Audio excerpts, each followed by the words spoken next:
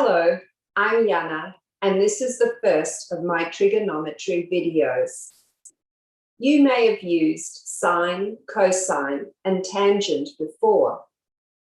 All of these trigonometric ratios are defined using the unit circle. So let's start there.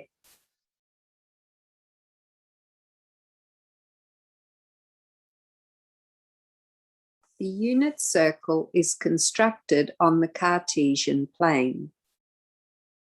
It has its center at the origin and a radius of 1 unit.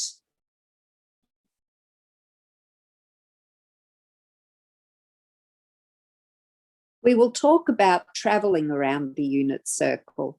This will be our starting position, and when we travel anti-clockwise, we will call that the positive direction of travel, and when we travel clockwise, we will call that the negative direction of travel.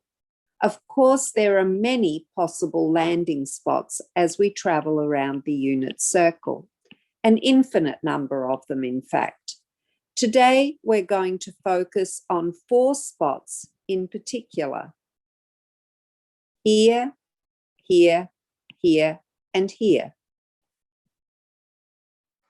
The coordinates of these positions are 1, 0, 0, 1, minus 1, 0, and 0, minus 1.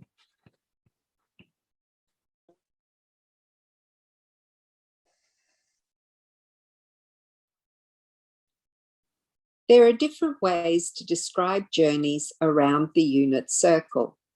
One of them is by using angles. Say I want to describe a journey from this starting position to this end position. To describe this journey, I can draw an arm from the center of the circle to the start position, another arm from the center of the circle to this end position, and then state the angle subtended by the journey at the center of the circle. So now a journey from the start to the position 0, 1 would be described as a journey of 90 degrees because the angle subtended at the center by that journey is 90 degrees. How then do we describe a journey from the start to the position 0, minus 1? Isn't that a journey of 90 degrees as well, because the angle subtended at the center is 90 degrees? It is 90 degrees, but remember, this time we are traveling in the negative direction. So the journey is described as a journey of minus 90 degrees. We can travel around the unit circle in either direction as much or as little as we want to, provided we always start here at 1, 0. A journey of 180 degrees would take us around like this to a landing spot of minus 1, 0. A journey of 270 degrees looks like this: 90, 180,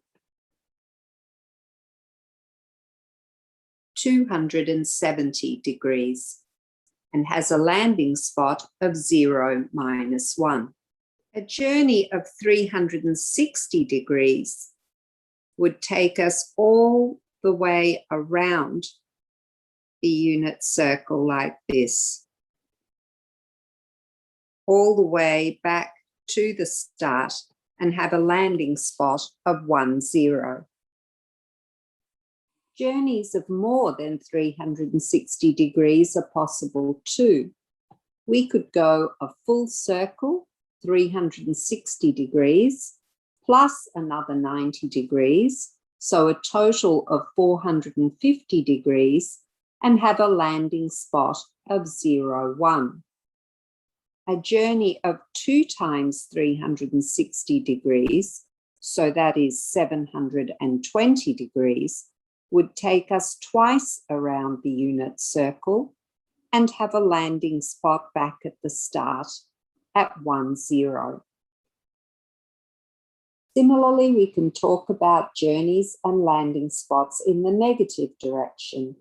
So we can go through a journey of minus 90 degrees and have a landing spot of 0, minus 1, or minus 180 degrees and have a landing spot of minus 1, 0, or minus 270 degrees and have a landing spot of 0, 1, or minus 360 degrees and be back at the start at 1, 0. And of course, we can keep going from there. It's important to note here that different journeys can have the same landing spot, but that doesn't make the journeys themselves equal. So, for example, a journey of 90 degrees has a landing spot of 0, 1, and a journey of minus 270 degrees has a landing spot of 0, 1. But it would be incorrect to say that 90 degrees and minus 270 degrees are equal.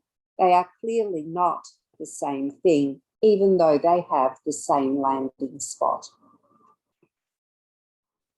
Now it's time for you to try this exercise. Start by completing the details on this unit circle here, and then see if you can write down the landing spot for each of the journeys listed in the table. Make sure that you pause the video here as the solutions follow. A journey of 180 degrees takes us to minus 1, 0.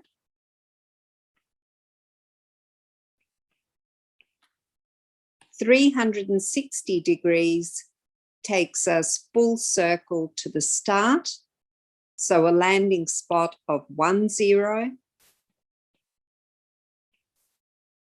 A journey of minus 90 degrees takes us to 0, minus 1.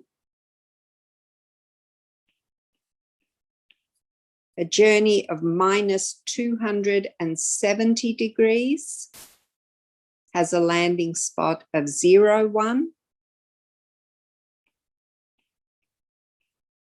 A journey of 0 degrees means we don't go anywhere at all. We stay at the start. So the landing spot is 1, 0.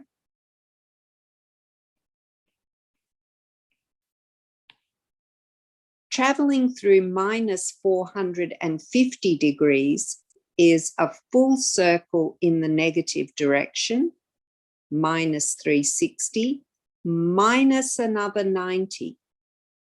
So the landing spot is 0, minus 1.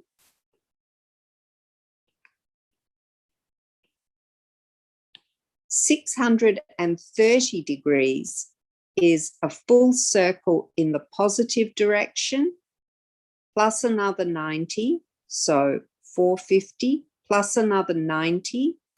So now we're at 540 degrees, plus another 90, 630 degrees. So the landing spot is 0, minus 1.